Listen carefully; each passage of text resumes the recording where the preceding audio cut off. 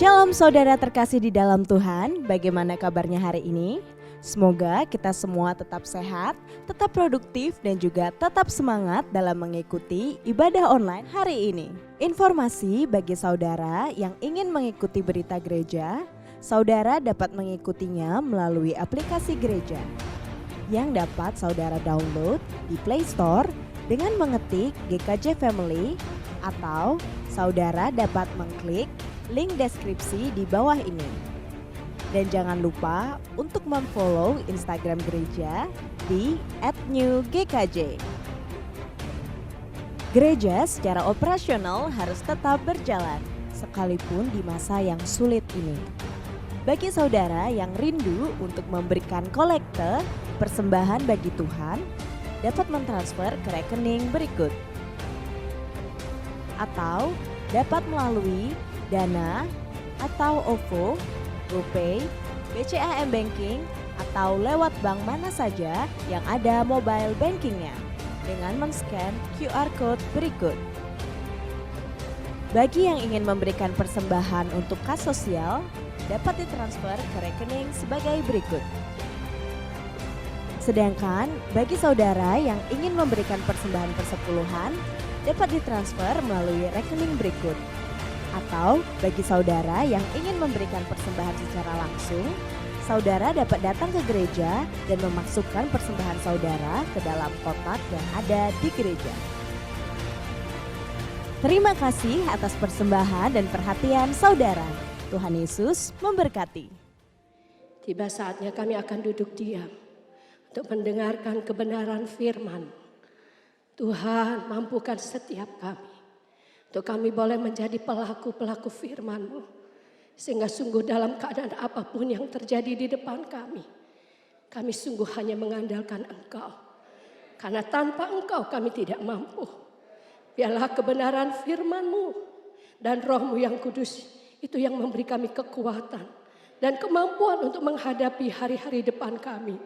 Urapi hamba-Mu yang akan memberitakan kebenaran firman-Mu. Dari apa yang Tuhan mau dalam kehidupannya.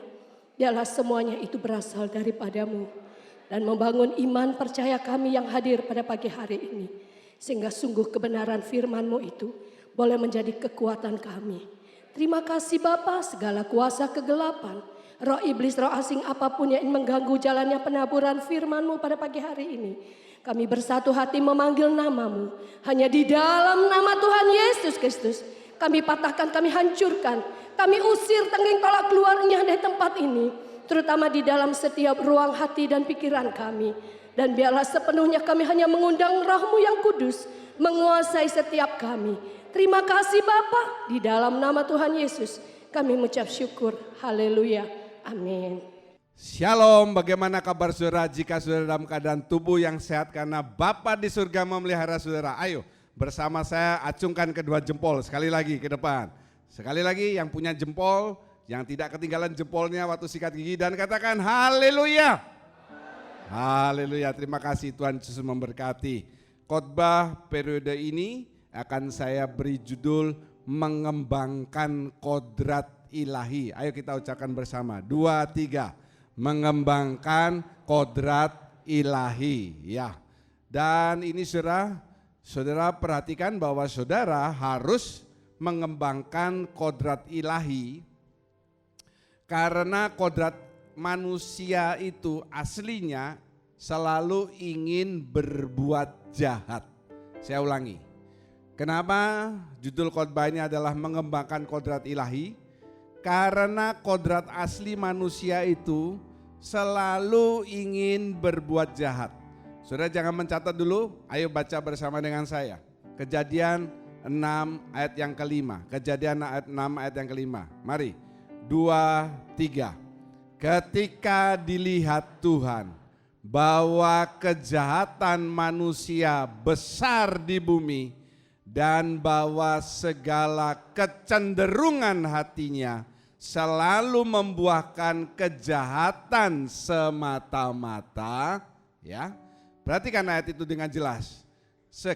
Segala kecenderungan hati manusia itu selalu membuahkan kejahatan. Artinya apa? kodratnya manusia, hatinya selalu ingin berbuat yang tidak baik. Lupa kalau misalnya bayi lahir di keluarga Kristen, keluarga pendeta dan sebagainya, tidak peduli. Kenapa jawabannya? Karena kita masih memakai apa? Tubuh dosa. Selama kita pakai tubuh dosa, selama itu juga selalu ingin berbuat yang tidak baik, berbuat dosa, dan di situ dikatakan kecenderungan hatinya selalu membuahkan kejahatan. Itulah sebabnya saudara sekarang Allah ingin supaya saudara mengembangkan kodrat ilahi. Kalau kodrat ilahi ini bertambah besar, otomatis kodrat asli kita sebagai manusia bertambah kecil. Sebaliknya, kalau kodrat ilahi tidak saudara kembangkan, maka kodrat manusia ini, kodrat asli saudara, ini yang bertambah besar. Alias orang makin besar, makin umur, makin tua, makin dewasa, bukannya makin baik tetapi makin jahat. Ya, belum tentu orang yang lebih tua umurnya dia lebih bijaksana, lebih berhikmat. Oh, belum tentu. Tergantung siapa yang mengembangkan kodrat ilahinya atau kodrat ilahinya tidak dikembangkan. Puji nama Tuhan, khotbah kali ini saya ambil dari 2 Petrus 1 ayat 1 sampai 11. Saya dan Kompria akan membaca ayat yang ganjil, yang perempuan dengan Ibu Rika akan membacakan ayat genap. Mari saudara melihat di depan 2 Petrus 1 ayat 1 sampai 11. Yang Kompria katakan haleluya. Mari 2, 3. Dari Simon Petrus, hamba dan Rasul Yesus Kristus, kepada mereka yang bersama-sama dengan kami memperoleh iman oleh karena keadilan Allah dan juru selamat kita Yesus Kristus. Kasih karunia dan damai sejahtera melimpahi kamu oleh pengenalan akan Allah dan akan Yesus Tuhan kita. Karena kuasa ilahinya telah menganugerahkan kepada kita segala sesuatu yang berguna untuk hidup yang saleh oleh pengenalan kita akan Dia yang telah memanggil kita oleh kuasanya yang mulia dan ajaib. Dengan jalan itu Ia telah menganugerahkan kepada kita janji-janji yang berharga dan yang sangat besar, supaya olehnya kamu boleh mengambil bagian dalam kodrat ilahi dan luput dari hawa nafsu duniawi yang membinasakan dunia. Justru karena itu kamu harus dengan sungguh-sungguh berusaha untuk menambahkan kepada imanmu kebajikan dan kepada kebajikan pengetahuan. Dan kepada pengetahuan penguasaan diri, kepada penguasaan diri ketekunan, dan kepada ketekunan kesalehan. Dan kepada kesalehan kasih akan saudara-saudara, dan kepada kasih akan saudara-saudara kasih akan semua orang. Sebab apabila semuanya itu ada padamu dengan berlimpah-limpah, kamu akan dibuatnya menjadi giat dan berhasil dalam pengenalanmu akan Yesus Kristus Tuhan kita. Tetapi barang siapa tidak memiliki semuanya itu, ia menjadi buta dan picik karena ia lupa bahwa dosa-dosanya yang dahulu telah dihapuskan. Karena itu, saudara-saudaraku, berusahalah sungguh-sungguh supaya panggilan dan pilihanmu makin teguh, sebab jikalau kamu melakukannya, kamu tidak akan pernah tersandung. Sama-sama. Dengan demikian, kepada kamu akan dikaruniakan hak penuh untuk memasuki kerajaan kekal, yaitu kerajaan Tuhan dan Juru Selamat kita, Yesus Kristus. Amin. Saudara perhatikan ini ayat yang di sini ya. Nah, ayat yang keempat. Supaya olehnya kamu boleh mengambil bagian dalam apa? Kodrat ilahi. Bagaimana caranya kita mengembangkan kodrat ilahi? Cara yang pertama, saudara dikasih benih. Dan saya katakan bahwa benih itu adalah benih iman. Benih yang pertama dan mula-mula Allah berikan adalah benih iman. Iman itu percaya. Makanya saudara ada di gereja. Karena saudara percaya kepada Tuhan Yesus Kristus. Amin. Kita berusaha membawa orang-orang yang belum mengenal Tuhan ke gereja. Supaya di gereja ini siapa tahu pada saat kita menyanyikan pujian, penyembahan, dengar firman, benih iman atau percaya itu masuk ke dalam hatinya.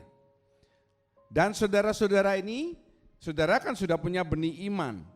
Jangan bilang benih iman itu dari lahir, Pak. Kalau orang tua saya Kristen, saya pasti punya benih iman, percaya kepada Tuhan. Itu masih belum. Kalau saudara sudah bisa mengerti dan saudara timbul percaya saudara kepada Bapa di surga, baru namanya saudara punya benih iman. Nah masalahnya kita sekarang ini kan macam-macam ya, ada yang sudah benih imannya sudah 10 tahun, ada yang 20 tahun, ada yang mungkin baru 1 tahun. Tetapi nanti dulu, dari ayat yang pertama coba saudara lihat di sana. Kepada dari Simon Petrus, kepada mereka yang bersama-sama dengan kami memperoleh iman. Dari ayat yang pertama itu keluar, saudara diberi iman. Kami memperoleh iman. Jadi saudara mendapat iman, saudara diberi benih iman. Katakan bersama dengan saya diberi benih iman. Ya. Masalahnya sekarang bukan masalah diberi benih iman, tetapi masalahnya adalah apakah benih iman itu saudara tumbuhkan atau saudara anggap remeh. Satu kali saya mendapatkan WA dari namanya agak aneh dan tidak terdaftar di HP saya. Minta maaf ya, orangnya hadir di tempat ini. Dia tanya sama saya, Pak, pohon ininya namanya itu agak sulit ya, ekaliptus atau apa begitu loh. Tumbuh apa enggak Pak? Saya terima itu saya bingung. Kapan saya terima benih pohon ya? Tapi saya enggak keburu jawab, siapa kamu? Saya pikir-pikir dulu, saya lihat gambarnya ya di profilnya, oh saya tahu orangnya. Orangnya itu adalah pemilik rumah makan Gurami Rica. Saudara tahu kan siapa orangnya? Pak Berce Prang ya. Nama aslinya Berce Prang karena orangnya suka perang saudara ya. Lalu saya pikir, oh saya langsung jawab, sudah kita tanam Pak, dia ada kasih 5 kalau nggak salah, tapi saya tanam 2. Cepat sekali. Sudah keluar daun ya, memang dia belum membesar tapi daunnya sudah lebat. Terus saya jawab, sudah tumbuh Pak. Nah, kenapa? Karena saya merespon. Terus saya tanya, itu tumbuhan itu gunanya untuk apa? Oh macam-macam Pak, gunanya bisa untuk darah tinggi, asam urat ya, dan kalau kekurangan uang tinggal dipetik daunnya akan berubah jadi uang, begitu katanya. Karena saya apa? Menumbuhkan. Nanti tunggu saatnya dia pasti berbuah. Tetapi ada juga benih Kan saya dikasih 5, saya hanya tanam 2 saja. Kenapa? Tempatnya enggak ada. Ya. Yang 3 mati, kenapa? Saya anggap remeh, itu karena saya punya 5. Tetapi kalau Tuhan memberi saudara benih iman, tidak banyak-banyak. 1 saja, the one and only, cuma 1. Kalau saudara merespon, menghargai, lalu saudara menumbuhkan, maka akan keluar buahnya. Buahnya itu apa? Buah pertobatan, buah jiwa, buah Roh Kudus, dan apalagi 1, buah pelayanan. Nah, kalau saudara tidak ada benih itu, hidup saudara tidak ada pertobatan, artinya secara tidak langsung benih iman itu saudara anggap remeh, saya enggak, dia mati. Kalau benih itu dianggap remeh, dia tidak lama akan mati. Tetapi kalau saudara anggap serius, dia pasti tumbuh dan akan berbuah. Nah, sekarang saudara ukur diri saudara. Di tempat ini sudah banyak orang yang khotbah, intern ya. Pendeta Julius pernah khotbah, Pendeta Robi pernah khotbah, Pendeta Bael pernah khotbah, ya. Pendeta Pohok pernah khotbah. Itu Pak Pohok benar ya? Oh dia pakai masker terus, takut. Maskernya soalnya masker bentuk ban, saudara. Dan yang lain-lainnya. Saat ini kelihatan imanmu itu cuma ngomong tok atau betul-betul bertumbuh dan berbuah. Karena saya yakin tidak ada satupun dari saudara yang hadir pagi hari ini itu akan kena virus corona. Yang yakin katakan amin. Bukan karena saudara tidak menjaga diri, karena malaikat Tuhan berjaga menyertai saudara. Tapi tolong nanti kalau pulang jangan gerombol di tempat bakso di depan. Kalau sudah keluar sudah bukan tanggung jawab saya. Haleluya. Kemudian bagian yang kedua saudara. Benih iman itu harus ditambah. Tidak bisa benih iman gak ditambah. Allah memberi saudara modal dasar. Modal dasarnya ini iman. Sekarang saudara harus tambah. Ya, seperti anak kecil misalnya dikasih modal dasar oleh orang tuanya. Ini nak, mama bukain kamu tabungan 100.000. Lalu anak itu dapat uang jajan karena sekolah setiap hari. Nah, sekarang tergantung anaknya. Mau dia foya-foya lalu yang tabungannya diambil atau mau dia tambahkan tabungannya sehingga makin banyak, itu kan pilihan saudara. Tetapi firman Tuhan mengatakan iman itu harus ditambah. Yang pertama ditambah dengan kebajikan. Kebajikan itu apa saudara? Perbuatan baik. Katakan dengan saya, iman ditambah kebajikan.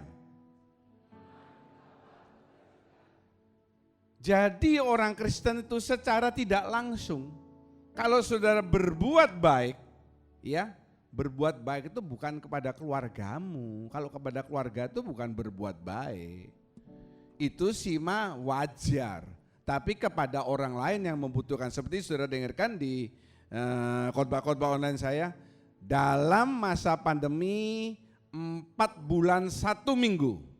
Karena kita akhir Maret masih beribadah, lalu April, Mei, Juni, Juli. 4 bulan 1 minggu kita sudah bagi sosial 7 kali. Itu karena ada orang-orang yang mengasihi orang lain. Itu namanya berbuat baik. Kalau saudara belum menambahkan kepada iman saudara, kebajikan atau perbuatan baik, maka ini saudara ada di sini. Tidak ada masalah saudara sudah 10 tahun jadi anak Tuhan. Tapi saudara belum mengeluarkan buah apa-apa. Ya. Jadi orang Kristen harus punya perbuatan baik. Coba lihat kiri kanan saudara, lihat saja. Kira-kira dia akan berbuat baik kepada saudara atau tidak? Saudara bisa buktikan pada saat saudara pulang gereja. Nanti saudara datangi dia, dekati dan katakan, minta dong uangnya berapa? 50.000. Kalau dia langsung kasih, dia baik orangnya saudara.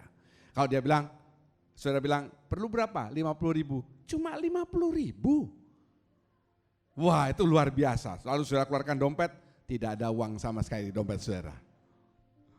Yang kedua, benih iman itu harus ditambah dengan pengetahuan. Hosea 4 ayat 6, ya Mari tolong dibacakan bahasa Inggrisnya, Hosea 4 ayat 6. My people are destroyed for lack of knowledge. Wah, luar biasa. Ya. Ini beda terjemahan dengan bahasa Indonesianya. Saya ambil bahasa Inggrisnya. My people are destroyed for lack of knowledge. Kalau enggak salah artinya, umatku akan dihancurkan karena kurang pengetahuan. Jadi saudara ini mesti punya pengetahuan. Yang dimaksudkan di sini ini bukan pengetahuan dunia, tetapi Alkitab. Karena Alkitab itu sumber dari segala sumber pengetahuan. Yang setuju katakan setuju. Saudara mau cari tentang rumah tangga, ada di Alkitab. Saudara mau cari tentang kesehatan, ada di Alkitab. Saudara mau cari tentang makanan, ada di Alkitab. Kan ada binatang haram, binatang halal yang tidak boleh dimakan dan lain sebagainya, betul ya? Semuanya ada, apapun masalah saudara cari kunci jawabannya di mana? Di Alkitab. Jadi kalau saudara ingin menambahkan kepada imanmu pengetahuan, mulai pagi hari baca Alkitab. Datang ibadah seperti sekarang, datang kersel. Itu namanya saudara menambahkan kepada iman saudara pengetahuan. Puji nama Tuhan. Yang ketiga, benih iman yang ketiga harus ditambah dengan penguasaan diri. Ayo, bicara dengan saya. Penguasaan diri, 2, 3. Penguasaan diri. Ini hal yang sangat penting sekali.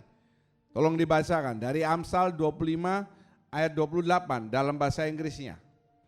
He that hath no rule over his own spirit is like a city that is broken down and without walls. Ya, saya khusus pembaca pagi hari ini saya datangkan dari Amerika ya, karena banyak bicara membaca bahasa Inggris, luar biasa pembacaannya. Orang yang tidak bisa menguasai roh, bukan menguasai dirinya, ya, his own spirit, yang tidak bisa menguasai rohnya. Kenapa dikatakan roh? Kok tidak dikatakan his body, his own body, atau his own soul, atau his own mind, tetapi spirit? Karena roh ini yang paling tinggi dalam mengatur manusia. Roh mengatur jiwa, jiwa mengatur tubuh. Tubuh ini bereaksi karena perintah dari jiwa. Apa? Pikiran, perasaan, kehendak. Tetapi sebetulnya jiwa ini diatur oleh roh. Kalau saudara takut, berkeluar keringat, gemetar, itu kan tubuh. Karena jiwa saudara merasa takut, gelisah, khawatir. Tetapi yang membuat itu roh. Jadi kalau roh saudara tidak bisa saudara kuasai, di sana dilanjutkan dikatakan, seperti kota yang hancur, enggak ada temboknya. Kenapa diistilahkan kota dengan tembok? Karena zaman dulu kerajaan itu masing-masing ada tembok bentengnya, betul ya? Kalau tembok benteng ini hancur, kan sudah sering lihat di film-film itu. Kalau temboknya hancur, hancur sudah kota itu. Sama dengan saudara. Percuma saudaranya adalah seorang pelayan Tuhan yang hebat, tetapi saudara tidak bisa menguasai diri saudara. Itu seperti kota yang gak ada temboknya, seperti rumah yang gak ada temboknya. Kalau rumah gak ada temboknya itu bukan rumah saudara. Siapapun bisa keluar masuk, apapun barang-barang bisa dicuri. Jadi saudara masih bisa menguasai diri. Banyak yang harus saudara kuasai. Dalam hal makan, khususnya dalam hal uang, dalam hal apa lagi? Bicara, ya, dan lain sebagainya. Saya pikir ya, banyak di antara umat Kristiani yang mentok sampai di bagian yang ketiga. Dia tidak bisa menguasai dirinya. Jadi tidak bisa lanjut ke keempat dan seterusnya. Artinya apa? Pohonnya itu tidak bisa tumbuh. Memang bertumbuh cuma pendek saja. Bonsai. Bonsai itu kenapa? Dibikin supaya dia tidak bisa tumbuh. Kan begitu, nggak ada pohon yang tiba-tiba bonsai nggak mau tumbuh. Dia dibikin nggak bisa tumbuh. Yang membuat tidak bisa tumbuh apa? Saudara tidak bisa menguasai diri. Yang keempat, benih iman ini ditambah dengan ketekunan. Dalam Roma 5 ayat 4, Roma 5 ayat 4, coba saudara dengarkan pembacaan ini. Dan ketekunan menimbulkan tahan uji, dan tahan uji menimbulkan pengharapan. Haleluya, ayatnya jelas. Ketekunan itu menghasilkan tahan uji.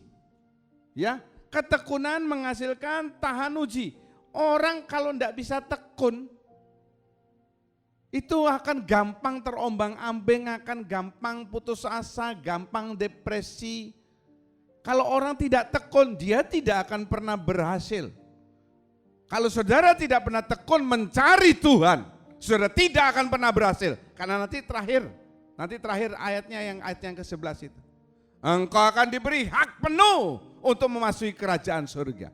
Jadi kita jangan sembarangan ya ngomong kalau orang Kristen meninggal dalam Tuhan, oh ini akan masuk surga dan sebagainya. Sekali lagi saya bilang, kalau saudara punya orang dalam di kerajaan surga, saudara boleh ngomong begitu.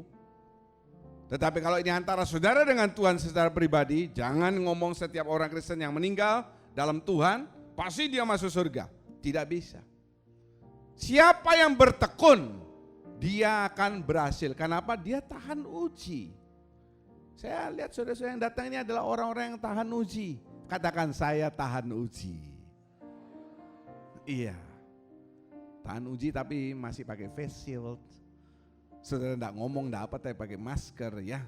Jadi saya bingung, ini siapa, apalagi lampunya terang sekali, ya sudah. Saya tidak ada masalah enggak pakai masker. Karena saya bulletproof saudara, haleluya. Apa tuh bulletproof Pak? Buletai. Benih iman yang kelima adalah ditambah dengan kesalehan. Bukan berarti kalau saudara punya anak dikasih nama Saleh. Zaman sekarang jarang anak namanya Saleh.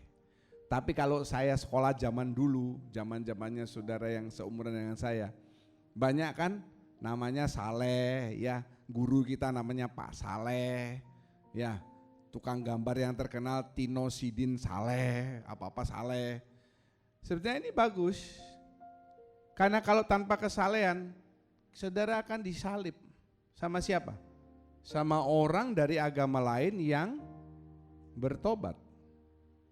Jangan saudara kalah. Puji nama Tuhan. Kemudian yang keenam saudara, perhatikan. Benih imannya harus ditambah dengan kasih akan saudara-saudara.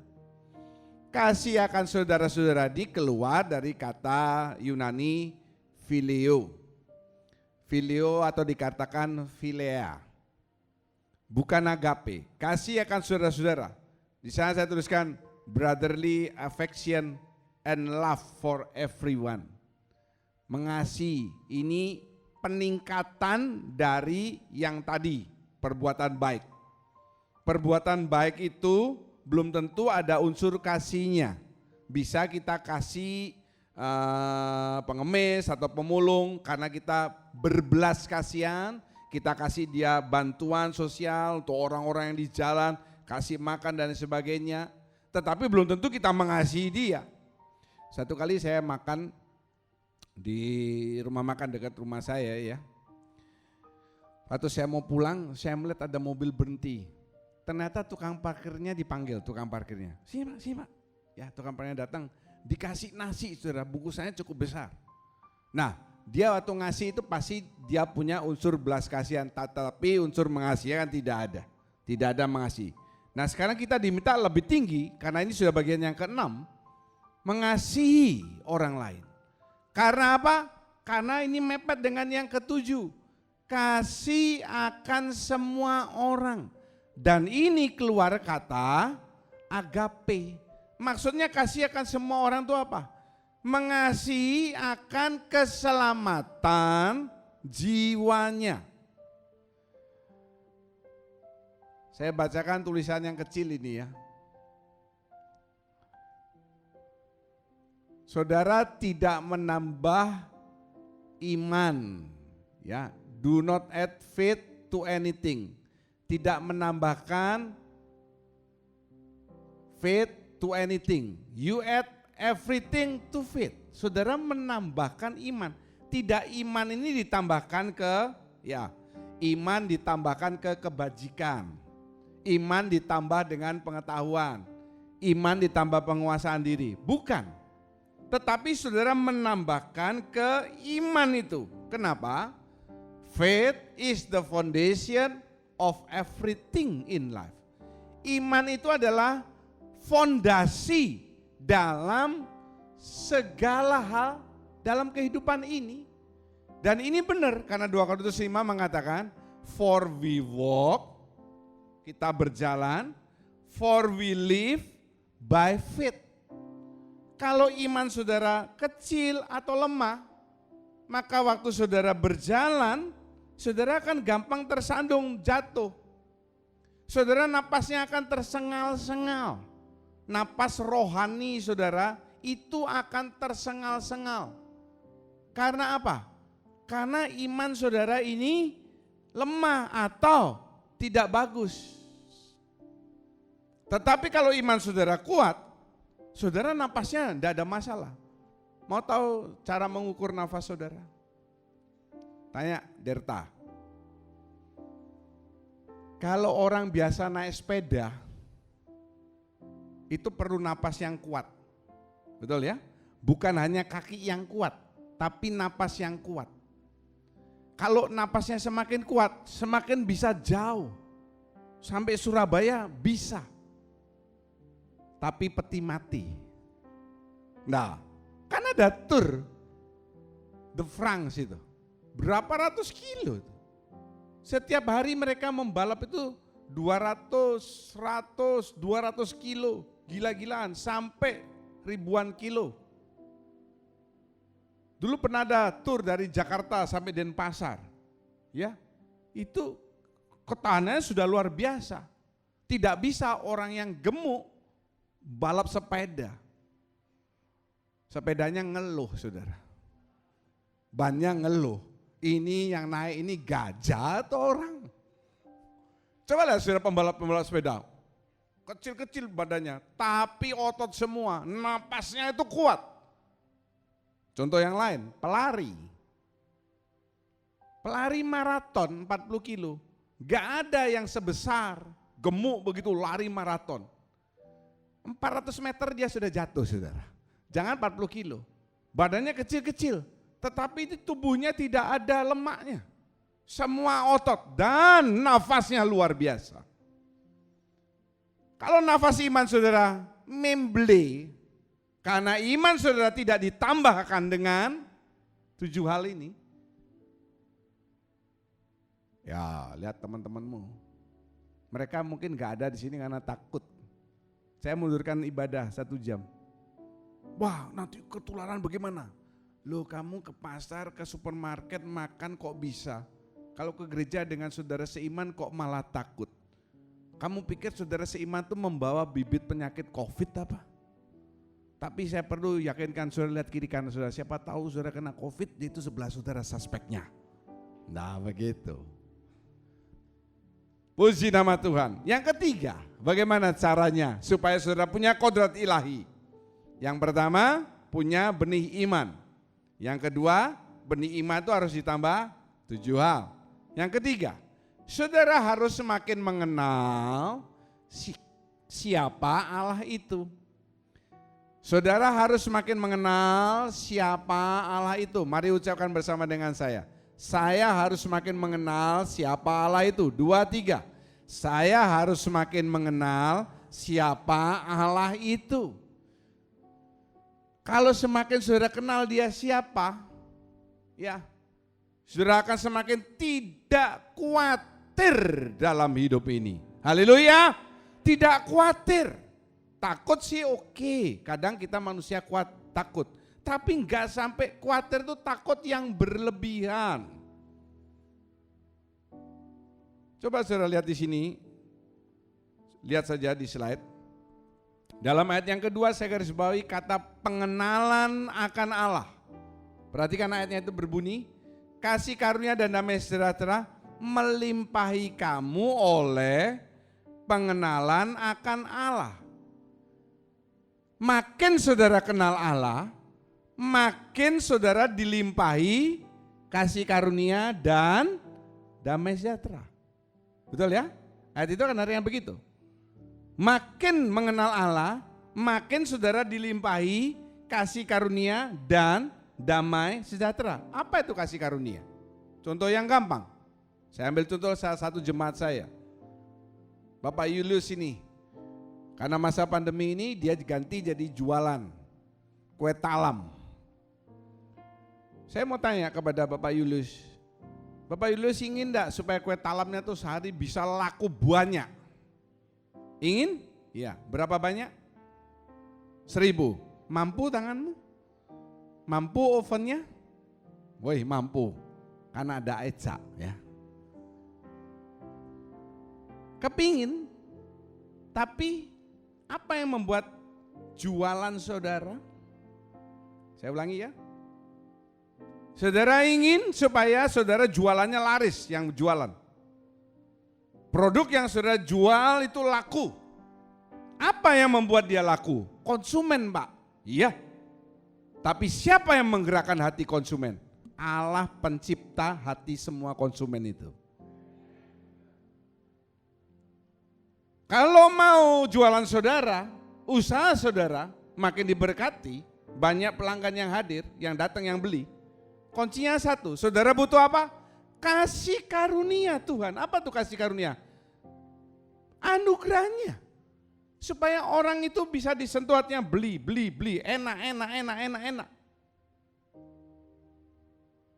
Bukan makan sekali, wah enggak enak. Padahal sebetulnya menurut saudara enak. Kalau enggak menurut saudara enak kan tidak mungkin saudara jual. Betul ya? Betul kan? Kalau menurut saudara itu, kan saudara yang pertama yang ngicipi. Masa ngicipi, ya kok enggak enak terus saudara jual. Saudara mau dibunuh orang apa? Kalau saudara rasa, wih rasanya sotoku ini enak, baru kita jualan soto. Semua yang jualan itu merasa produknya itu paling enak. Bahkan dedengkot. Apa itu? Donat di gereja Kristus Jawaban. Supaya pemirsa bisa tahu, yaitu Pak Fendi itu dedengkotnya. Dia tutup mata saja sudah jadi donat. Dia buka mulut keluar donat.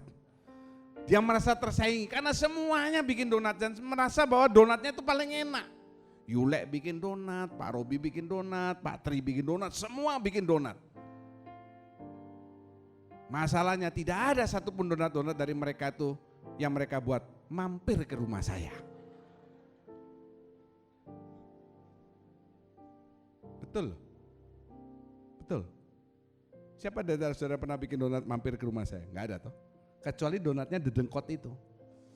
Jadi menurut saya donat paling enak adalah donatnya Pak Fendi Yanis. Tepuk tangan untuk Pak Fendi. Haleluya. Ngapain tepuk tangan buat dia? Dan damai sejahtera. Ada damai. Ada orang yang di virus corona ini takut. Saudara datang ke gereja karena saudara ada damai dan saudara yakin kalau saudara masuk rumah Tuhan, ada roh Tuhan di sini, corona gak berani masuk saudara.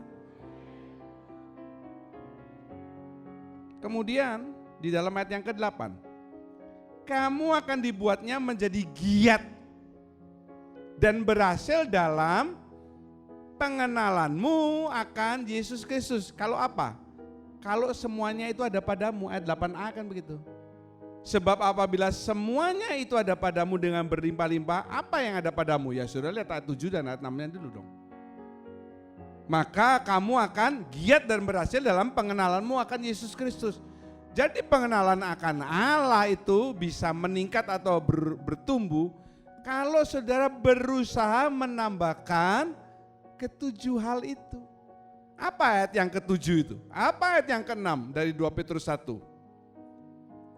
Iman tambah dengan kebajikan, pengetahuan, penguasaan diri, kesalehan, ya, ketekunan, kasih akan saudara-saudara, kasih akan semua orang. Kalau saudara tambahkan itu, maka pengenalan saudara ini akan meningkat, akan bertumbuh.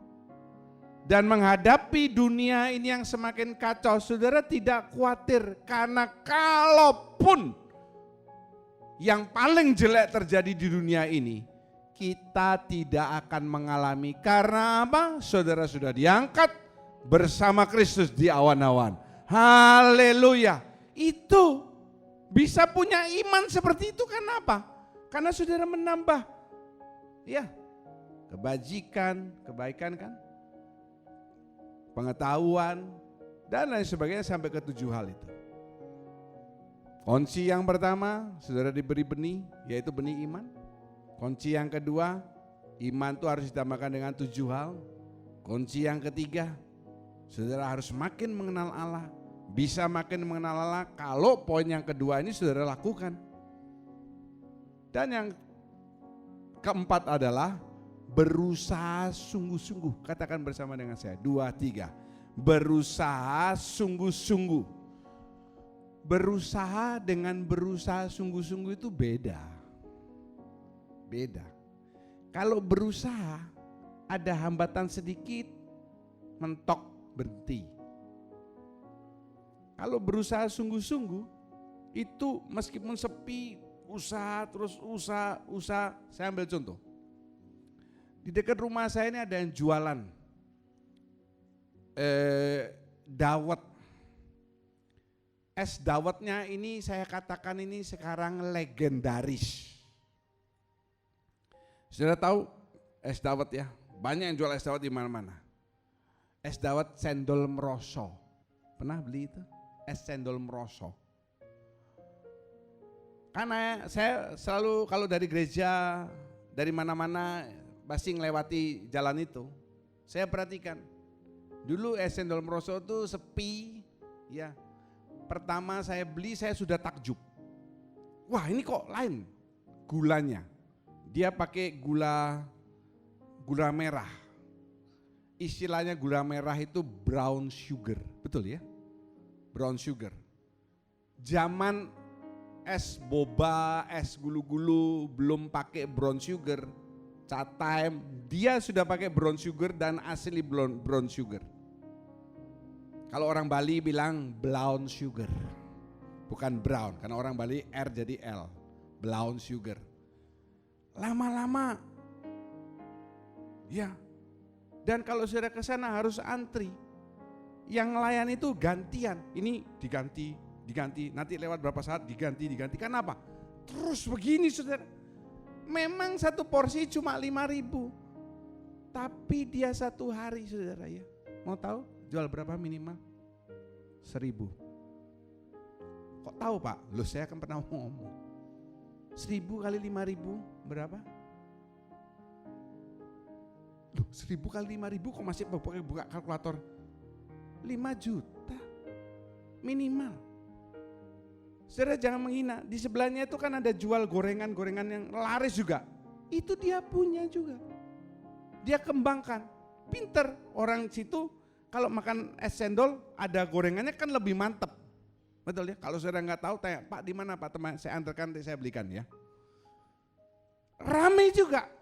Jadi saudara jangan anggap remeh. Dia memang jualannya es cendol only 5.000, 5.000, tapi jangan lupa rumahnya gedong saudara. Kenapa? Apakah dia jualan langsung laris? Butuh waktu. Berusaha sungguh-sungguh ini butuh waktu. Dia mungkin merasa brown sugarnya terlalu kental atau terlalu sampai dia temu formula yang tepat. Nah itu dia benar. Dan cendolnya juga tepat, tidak cendol-cendolan. Kalau saudara beli es cendol hijaunya sampai mengkilat dan lain sebagainya, itu hati-hati. Itu es cendol plastik saudara. Di dalam ayat yang ke-10 dikatakan, coba tolong dibacakan ayat yang ke-10. Karena itu saudara-saudaraku, berusahalah sungguh-sungguh supaya panggilan dan pilihanmu makin teguh. Cukup. Berusahalah sungguh-sungguh. Ayo kita katakan bersama-sama, saya harus berusaha sungguh-sungguh. Jadi kalau saya sudah datang gereja hari ini, minggu depan jangan saudara takut. Karena ini salah satu usaha saudara sungguh-sungguh atau tidak sungguh-sungguh. Betul? Banyak orang yang ngomong haleluya dalam Tuhan, doanya luar biasa dan sebagainya, khotbahnya mungkin luar biasa, tapi belum tentu kalau ada masalah-masalah begini dia berani menghadapi. Kalau saudara berusaha sungguh-sungguh, saya yakin Tuhan tidak pernah tidak melihat usaha saudara. Dia melihat usaha saudara. Sehingga kalau sekali waktu saudara berteriak minta tolong kepada Bapa di surga, karena kita pasti perlu pertolongan Tuhan. Tuhan juga akan berusaha sungguh-sungguh menolong saudara. Itu kuncinya. Berusaha sungguh-sungguh ini bagus sekali saudara.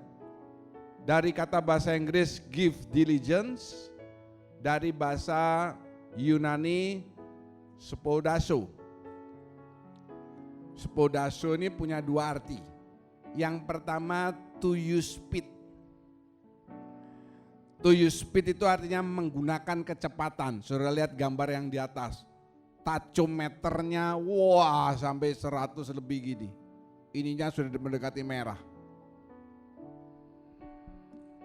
Sudah sejak lama saya itu penggemar Formula One. Balap mobil. Dan juga MotoGP, tapi saya lebih senang Formula One. Bagaimana mobil itu bisa lari 320, 340 tanpa terbang, itu luar biasa. Setiap pembalap itu kalau sudah lihat, kenapa kok yang Lewis Hamilton, Bottas atau Verstappen, ya kalau sudah nggak tahu, tim Mercedes atau Ferrari atau Red Bull Racing itu tiga besar. Bukan karena yang pertama, bukan karena kualitas pembalapnya berbeda. Saya pikir pembalap-pembalap itu hampir sama kualitasnya.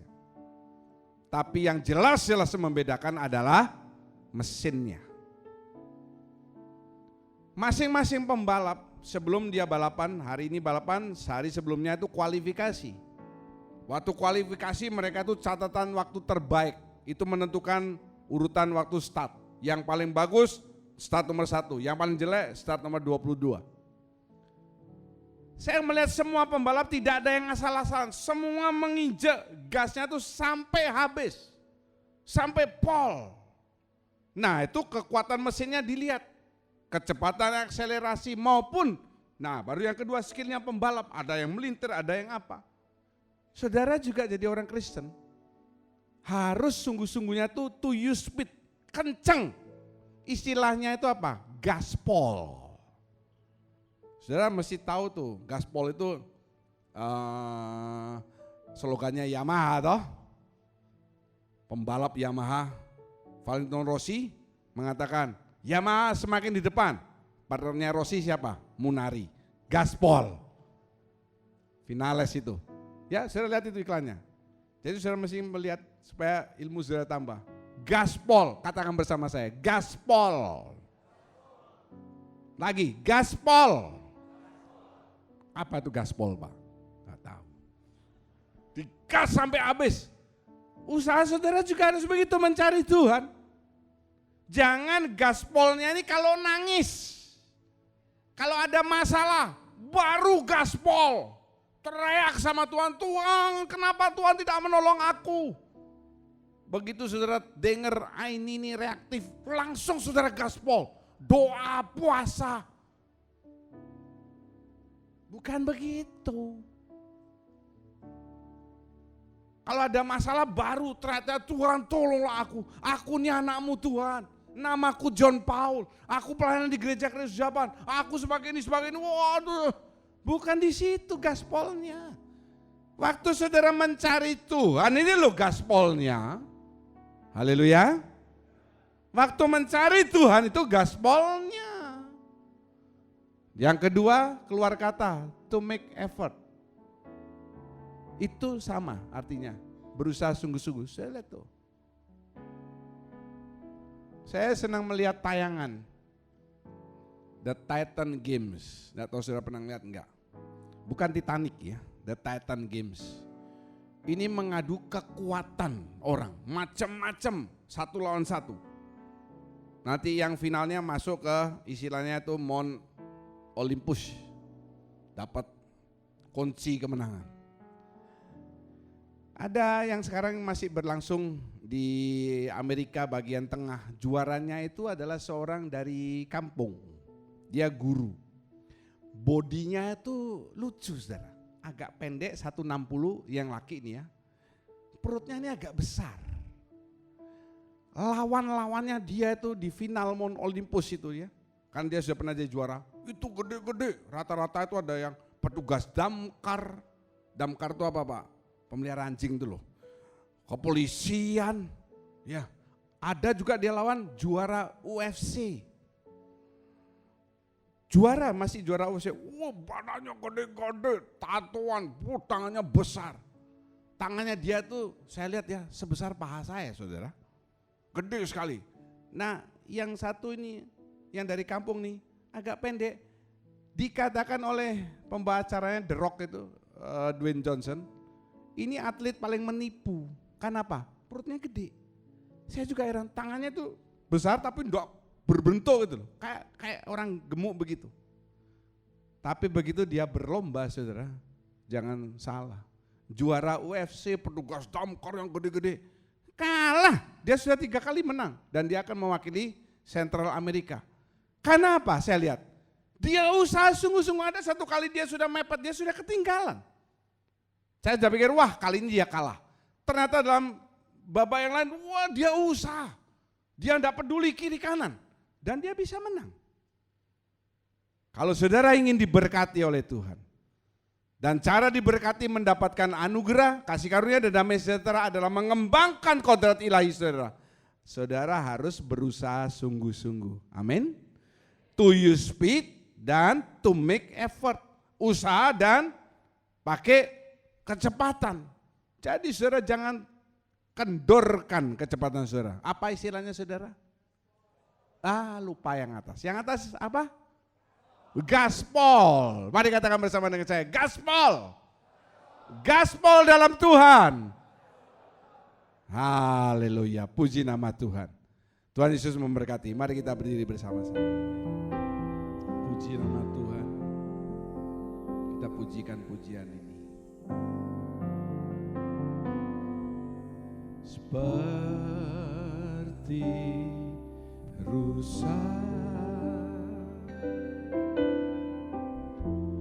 merindukan air, begitulah jiwaku merindukan Engkau.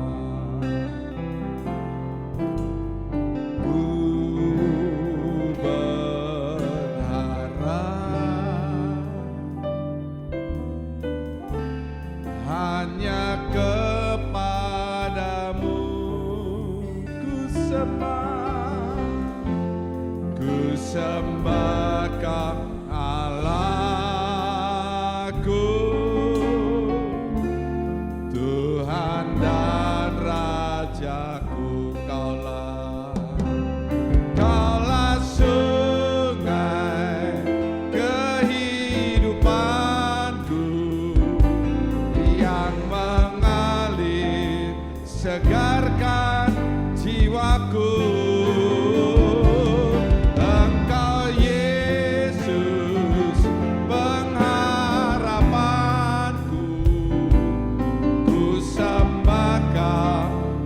Segenap hatiku, haleluya, seperti rusa merindukan air, begitulah jiwa merindukan Engkau. Katakan dari hatimu, ku berharap, ku berharap, hanya kepadamu ku sembah, ku sembah.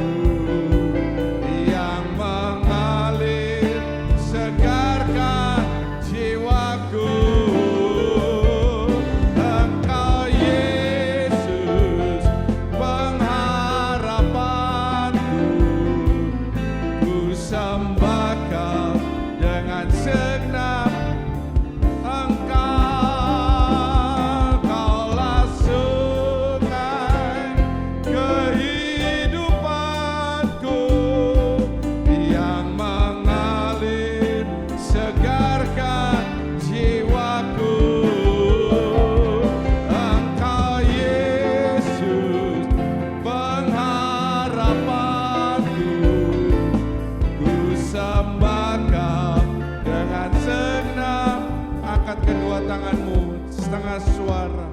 Engkau sungai kehidupanku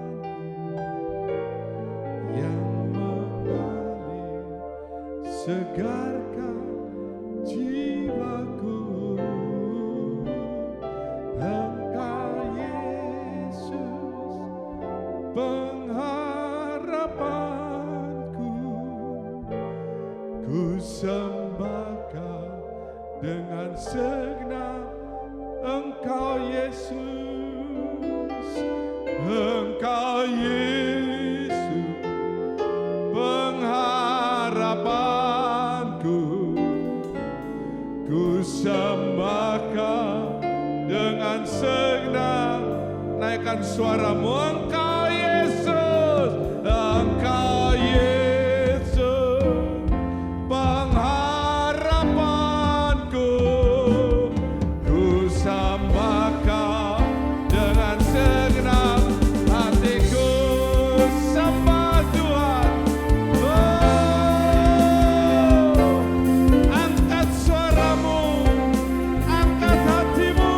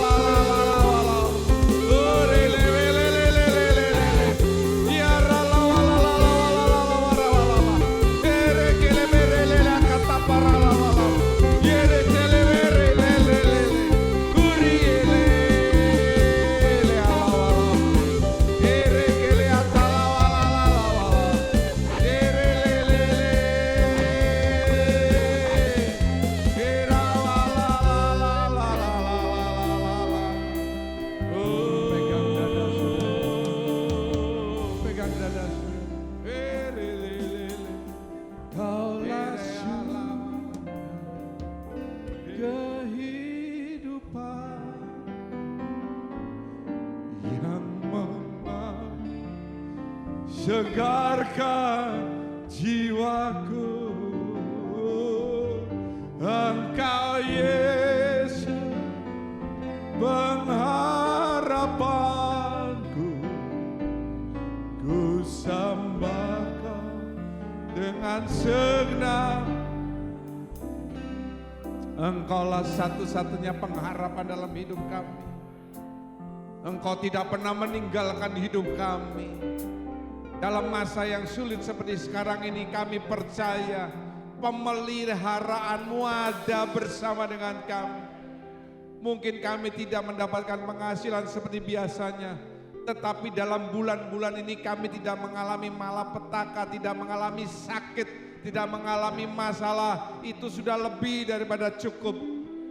Di saat ini kami diuji iman kami, ketaatan kami, dan kami percaya kalau kami berhasil melalui dengan baik, Tuhan tidak akan pernah meninggalkan Engkau.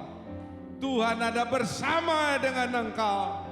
Kembangkan kodrat ilahi dalam dirimu. dan matikan kodratmu sebagai manusia duniawi. Supaya satu kali kita akan punya hak penuh untuk memasuki kerajaan surga. Haleluya, haleluya. Terima kasih Tuhan, terima kasih. Terima kasih. Mari ucapkan syukur kepada Bapa di surga. Terima kasih Tuhan untuk penyataan perlindungan-Mu. Terima kasih untuk kesehatan, untuk semua yang boleh kami miliki. Terima kasih, terpujilah nama Tuhan. Dalam nama Tuhan Yesus kami berdoa dan mengucap syukur. Semua yang percaya dengan amin.